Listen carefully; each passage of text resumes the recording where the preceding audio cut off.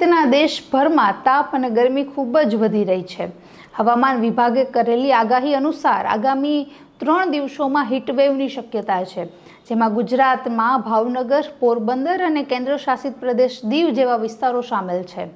અમદાવાદ અને તેની આસપાસના વિસ્તારમાં તો તાપમાનનો પારો 40 ડિગ્રીને પાર પહોંચી ગયો છે।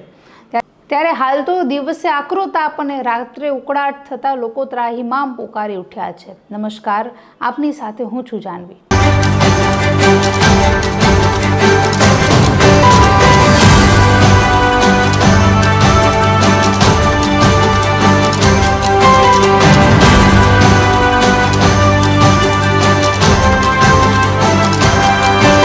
વિભાગે કરેલી હીટ વેવની આગાહી બાદ કેન્દ્રશાસિત પ્રદેશ દીવમાં સામાન્ય કરતાં 5 ડિગ્રી સેલ્સિયસ તાપમાન વધુ નોંધાયું હતું, જેનાથી આકરો તાપ પડી રહ્યો હતો।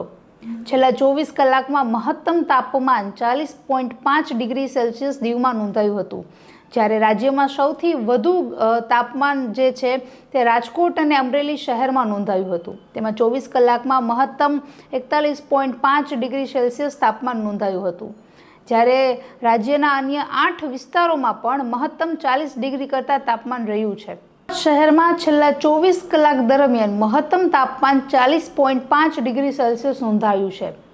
ખરેખર એવું હોય કે બપોરે 12 વાગ્યાથી 3 વાગ્યા સુધીમાં મહત્તમ તાપમાન નોંધાતું હોય છે, પરંતુ હાલની સ્થિતિ એવી છે કે સાંજે 4 થી 6 વાગ્યા સુધીમાં પણ આ તાપમાન છે તે સતત વધતું જઈ રહ્યું છે, જેને લઈને અમદાવાદમાં પણ ઠેર ઠેર જગ્યાએ જે રસ્તાના સિગ્નલો હોય છે ત્યાં પણ જે સ્પ્રિંકલિંગ સિસ્ટમ લગાવવામાં આવી છે કે રાહદારીઓને કોઈ પણ તકલીફ ન થાય।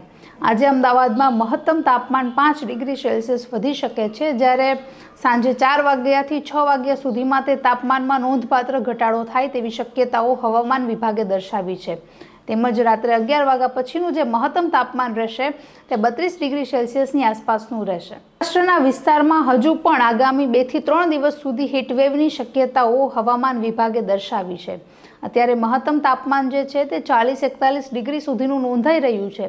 હજુ આમાં વધારો થશે તો જે ગરમીનો ઉકળાટ હશે તે કેટલી હદે વધશે તે જોવું ખૂબ જ મહત્વનું રહેશે। નમસ્કાર।